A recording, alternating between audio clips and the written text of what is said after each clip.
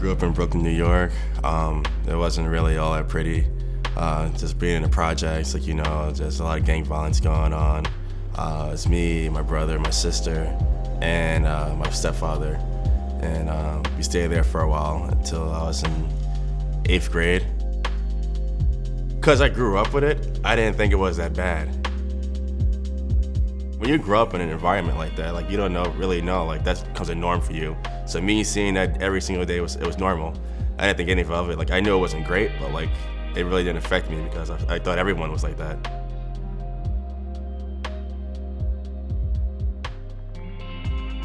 I was probably 11, 12 at this time. My mother and my stepfather moved out there. But I just remember them moving out to Pennsylvania, and then I didn't go. There wasn't no really conversations about me moving out there or anything. They just kind of just left and went. And then so it's me, my brother, and my sister, Evan and Kamara. And we were just taking care of ourselves.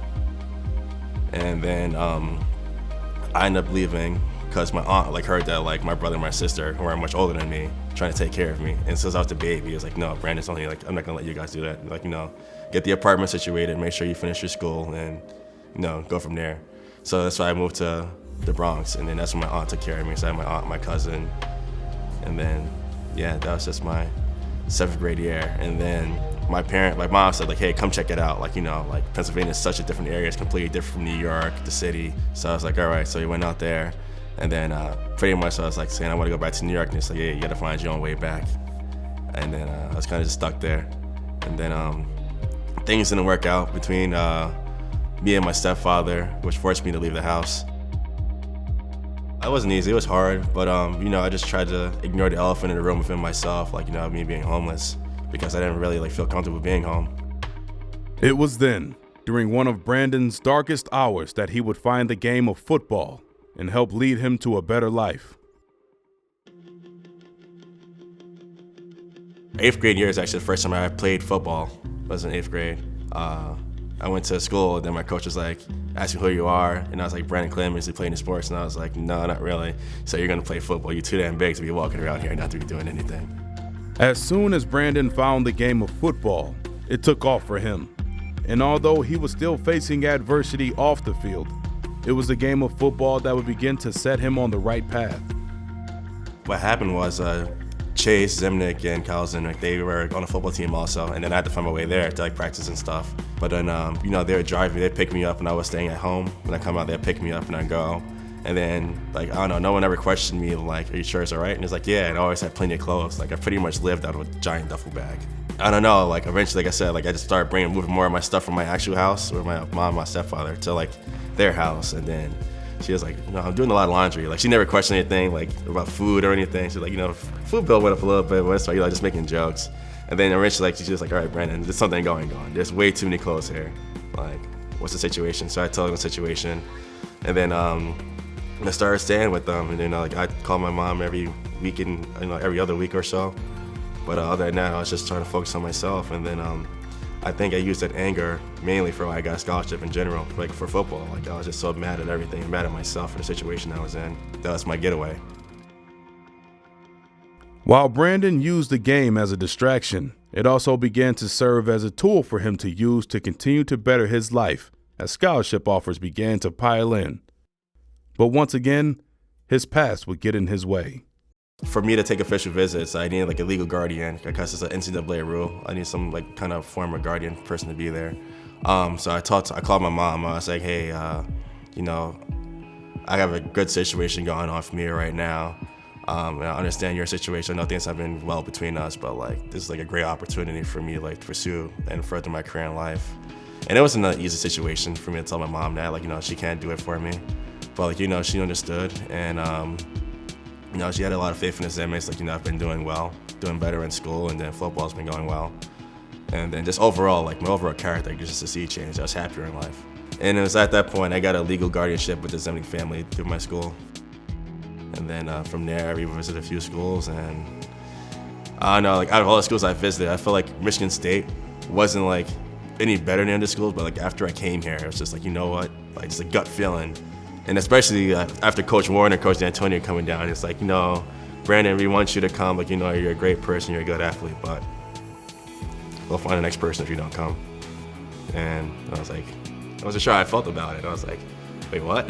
Compared to us hearing other schools, like, Brandon, we need you. Like, you know, you have to be here. Like, you know, you're at the top of our list. And it was just like, yeah, if you come, great. If you don't, it's whatever.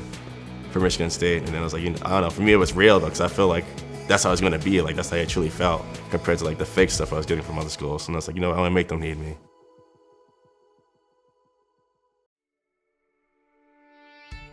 I think for me, I was just ready to start the next chapter of my life. You know, I've been through a lot. I felt like when I was in New York, I went through a lot of things, but like, you know, I impacted a lot of people because I always stayed positive. Like, you know, for me, like from the inside, no one ever knew what was going on the inside, but for everyone saw Brandon Clemons, like, you know, I always tried to be as positive as I could. And like, you know, no matter where I go, so like, you know, Michigan State, it was 10 hours away from home. Culture is kind of different. Everyone's a little bit more laid back. But, you know, it's pretty cool, though. Like, you know, there's a different personality, it's different people, 50,000 plus undergrads on campus, and then meeting the professors. It was like a challenge, but it was an exciting challenge, and I was just ready for that next step. Over his 6-year career in the green and white, he has spent his time switching back and forth from offense to defense to do whatever the team needs him to do. And despite his accomplishments, his experience at MSU has been more than football. They said I was coming as a DN. That lasted about a day and a half. I moved to the D-line, so I had me a D tackle, and then Jarrell Worthy wasn't here, so he was like helping me with moves and stuff like that when I came in. But you know, I started on defense. I moved to D tackle for like the first 2.5 years, and then that year at the Rose Bowl, like at the end of the year, that's when I started to make the switch between going back and forth between offense and defense. Brandon is that guy. He was a defensive lineman, went to the offensive side of the ball out of necessity, made himself into an offensive lineman and was playing. Had issues over on the defense, and he came back to the defense. Now he's played almost 200 snaps on the defensive side of the ball. So we're very fortunate to have him here, and I think he's an outstanding young man and leader.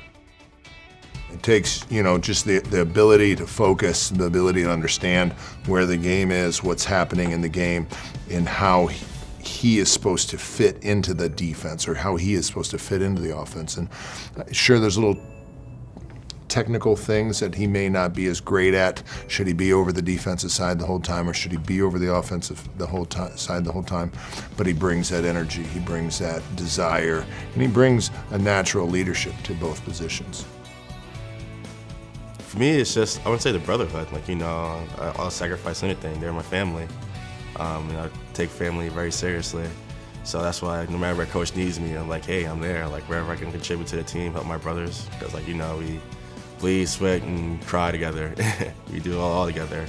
So that was my mindset. I like to let my teammates down. But then also, like, selfishly, like, whether it's on offense, to be the best offensive line on the field, and then I make sure I be the D tackle every single time. And then if I'm on defense, I'm not gonna let the guy in front of me get a yard. Like, you know, I'm gonna hold the line, I'm gonna break through the line, and then I make a play. I'm gonna just do whatever I can. So selfishly, like, I always think of myself as the best player in the field, whether I'm playing offensive guard or defensive tackle. And then outside of that, it's whatever I can for the team. And as the Michigan State chapter of his life comes to a close, it has only helped pave the way for a very bright future. For me, it's just like, you know, I worked so hard my whole entire life. And for it all to be coming true, like my hard work finally paying off, it just means the world to me. Just like all the hard work, like it wasn't easy waiting around because it took a lot of time for me to get to this point. And then there was times where I thought I was gonna stray from the path, where I was just like, man, I'm not sure if I can do it. And then, like, you know, it's just me thinking back, like, you know what, you've come this far. You've come too far to quit. So you gotta finish it out. And my mindset now, like, I can't look back. Like, quitting's never an option no matter what I'm doing. Brandon Clemons is a person who started his walk where he wasn't granted a lot. Things were taken away from him early. And then now that he has gotten to this part in his life, he understands how blessed he truly is. He understands what Michigan State football, what MSU, what the university has given to him, and he's very thankful. And he's going to go on from this point, and he's going to do great things because he knows that there's a lot of people out there that are like him, that if they're just given a chance, then they can bloom into wonderful things. Hold on, MVP, baby! My main goal in life is just to raise a family of my own. Like, you know, I want my kids being in the same situation I was growing up. I want to be better. Like, hey, Dad, I want this. Yeah, let's go get it. Not to spoil them, but, like, I want to be, like, in a situation that, like, you know, I could put them through college. And I really want that, like, family, home feeling like I had when I was with the Zemniks. And I want to be like that every day from day one.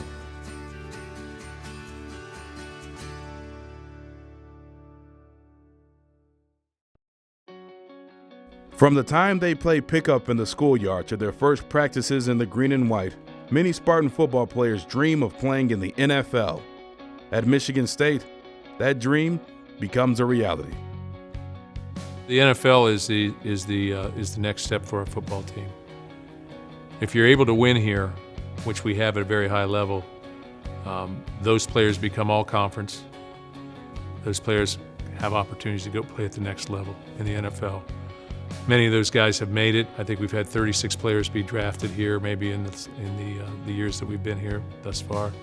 We've had #1 picks the last 3 years, but we've got a lot of guys playing, a lot of corners playing, a lot of wide receivers playing, 3 quarterbacks playing, actually 4 quarterbacks playing in the NFL. So my thought process is that if you're good enough to start for Michigan State, and we're doing what we should be doing in terms of winning, then you're probably good enough to have opportunities at the next level. And that's always our goal, recruit players here who have that upside to go play at the next level, because that's what it's going to take to win here. In this conference, you've got to have those type of players to win at a high level.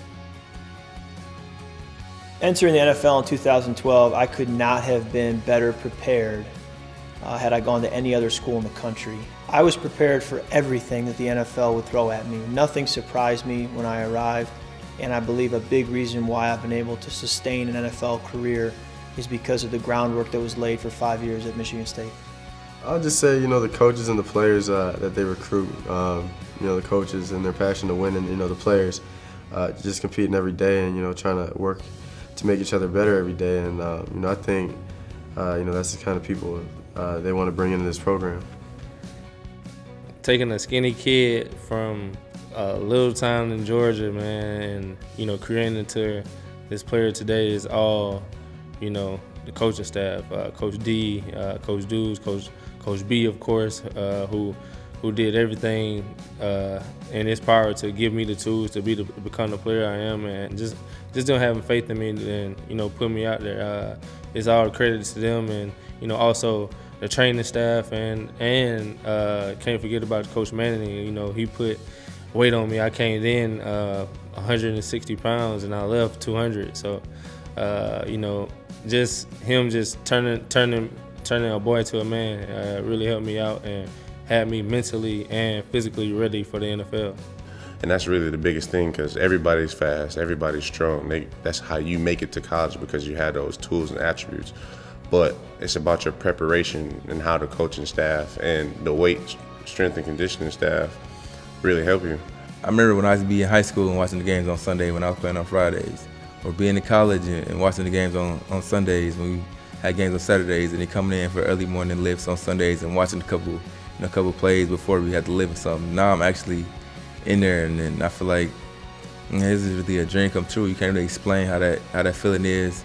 And now once you in the NFL, you want more. You know, you want to be that great player in the NFL. Now you want to be that guy that everybody mentioned, a household name. But it's just, I say, like, I mean, really a dream come true, and you can't believe that you're there. It's great to see, you know, the NFL get flooded with Spartans. I think that it's a testament to the coaching staff that's here, but it's also the right type of person that's making it to the NFL. You know, the numbers are so small nowadays for guys to be able to move on, and there's a fortunate number of us that are able to survive. And really, that vast majority continues to grow as far as Spartans are concerned. So it's great to go up and say hello, introduce myself. Some guys, you know, especially now, having been gone for so long, I don't know many of them, but I always make sure to go introduce myself and let them know that I'm a Spartan and say hello and thank them for making me a proud alumni of what they were able to accomplish while they were here.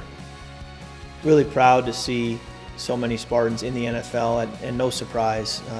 What I've learned as I talk to coaches and scouts is that the name Michigan State carries respect around the league. If you say you went to Michigan State and you played for Mark D'Antonio, whether it's a scout, a coach, a GM, there's instant respect.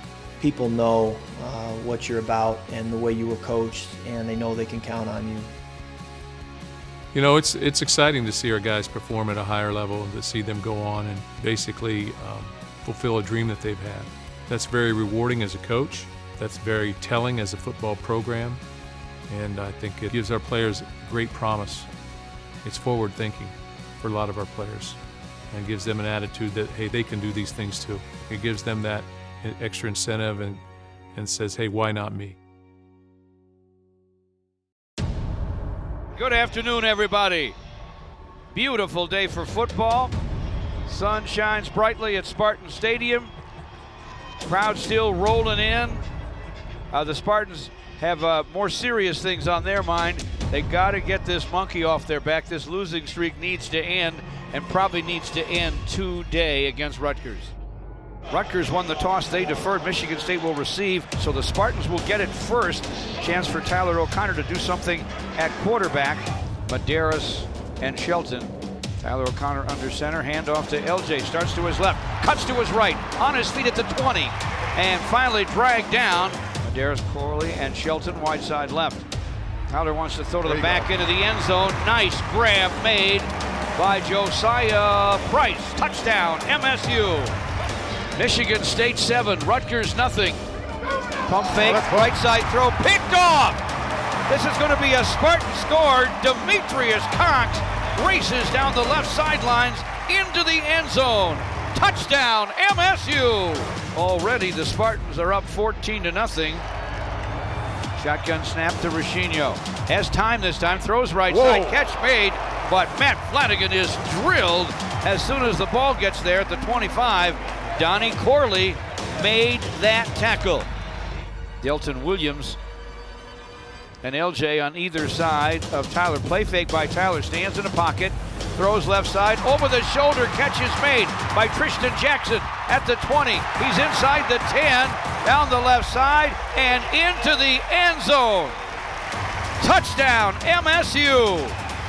Tristan Jackson with a 50-yard reception from Tyler O'Connor. Rashino hands the ball to Goodwin. They thought they were going to surprise the Spartans. No gain. He's hit down at the 30. Chris Fry makes the tackle. That's a big loss. Deep behind Tyler O'Connor is Gerald Holmes. Play fake to Gerald. Tyler runs to his left. Throws on the run. Back line of the end zone. Grabbed by Josiah Price. Touchdown, MSU. Great play on 3rd and goal at the Rutgers 4. Rashino in the shotgun. Here's the snap. Some pressure. He'll run to his left. And he is hit down short of the 30 by Chris Fry. Nice ankle tackle by the junior from Upper Arlington, Ohio, Chris Fry. Straight eye behind Tyler O'Connor. Colin Lucas, the up back, and off to the deep back. It's LJ up the middle, then cuts it left. He's out of bounds at the, might be the 31. 2nd and goal from the 1. The handoff to LJ Scott into the end zone. Touchdown, MSU. It's now a 34-0 football game. And the Spartans have turned it up. They're up 35-0 at the half. Tyler O'Connor under center. Delton Williams on the left wing, the fullback, starts in motion right, cuts back to his left. Nice play fake by Tyler, throws it left side. Over the shoulder grab made by Monty Medeiros. Tyler's under center. Offset eye right. Hand off to Madre London, who's checked in at running back, and Madre, with that quickness that he has, is off left guard and inside the 15 to the 13-yard line of Rutgers. Tyler's under center. Jamal Lau starts in motion right to left. Hand off to Madre, running to his left. One stiff arm, then another, dives into the end zone. Touchdown, MSU. Ball's at the 32. Rashino. Pump fake and an inside handoff going nowhere as Josh Hicks hit in the backfield. Justin Lane knocked him down back at the 26-yard line. Shotgun snap. Play fake. Rashino with some time, throws it over the middle. It's going to be picked off. Picked off by Monte Nicholson. Monte stays on his feet at the 35, runs to his right, and is finally thrown down. Ball's at the 45-yard line. Hand off to Madre London, who scored a touchdown on the last possession. And Madre up the middle to the 31. Damian Terry in the shotgun. Madre to his left. Fakes the end around to R.J. Shelton. Hands to Madre, running right. Great balance. Stays on his feet to the goal line. He's into the end zone. Touchdown, MSU. Impressive run again by Madre London. And this losing streak is all over, big time. Yeah, it's been a long time coming. You know, we've sort of hung in there, but you know, I thought again we brought energy again today. We've done it every single week, and came up plus 2 turnovers today. Obviously, you get a pick for a touchdown by Demetrius Cox, which had to feel awful good for him as well. You know, sort of set things in motion. But our offense went down, I think, second series and scored. Ran the ball effectively, protected the quarterback, 0 sacks. And good things started happening. We scored in the red zone. We scored touchdowns instead of kicking field goals. So I think we were probably 7 for 7 in the red zone today, maybe 6 for 6 or something like that. But big week next week, but we'll wait for 24 on this one. And but this next game means a lot to a lot of people. So got to get ourselves ready. They've got a great football team, but we'll sit on this one day.